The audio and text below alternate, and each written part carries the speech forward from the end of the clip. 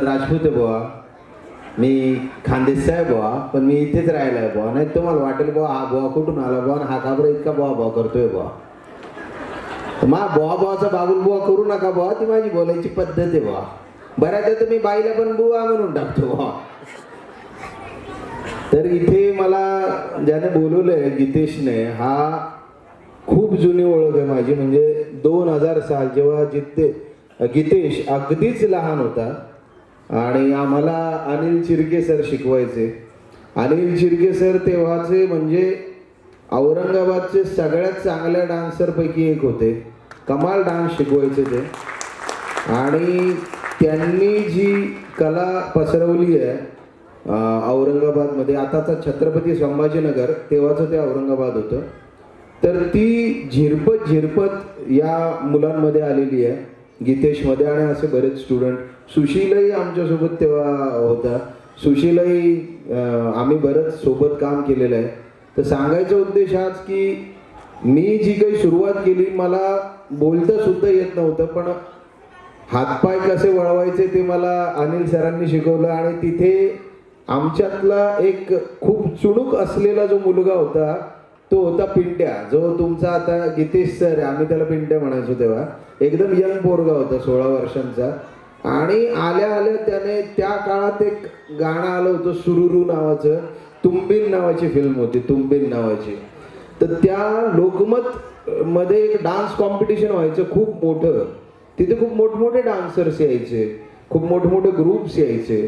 तर तिथे तुंबिनचं सुरुरू गाणं होतं, त्याच्यावर अनिल चिरके सरांनी या पोराचा डान्स बसवला होता, जो तेव्हा अगदीच 16 वर्षाचा कवळा पोरगा होता, पिंट्या.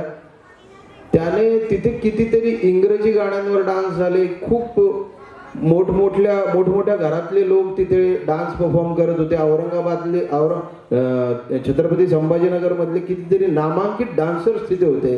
पण तेव्हा त्या काळात 2000 मध्ये गीतेशला बेस्ट प्राइज मिळालं होतं त्या खूप मोठ्या कॉम्पिटिशन मध्ये.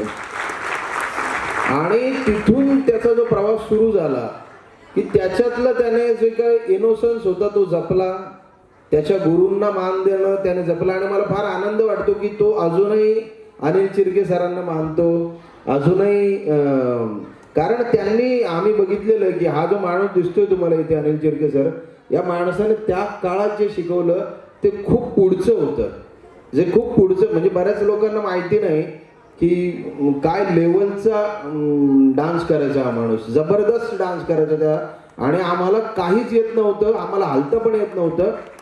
तर याने आम्हाला स्टेजवर उभं राहायला शिकवलं. आणि त्याचीच पुढची पिढी म्हणजे आता ते गीतेश चालवतोय. मी खूप खूप शुभेच्छा देतो गीतेशला. आणि यापुढे तुमच्यातले जे कोणी आता डान्सर्स असतील, तुमचे पालक असतील, त्यांची मुलं असतील, ते खूप पुढे जावोत, आपापल्या कार्यक्षेत्रात यश मिळवो, आपल्या आईवडिलांचं, आपल्या छत्रपती संभाजीनगरचं नाव खूप पुढे न्यावं त्यांनी. आणि डान्स केल्यानंतर किंवा एक पर्सनॅलिटी तयार होते, आपली एक ऊर्जा चांगल्या ठिकाणी लागते. जसं आपण म्हणतो ना की आपलं टेन्शन, आपला तणाव सगळा निघून जाऊन आपण आनंदाने डान्स करतो.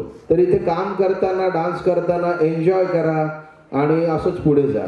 थँक्यू सो मच गीतेश मला इथे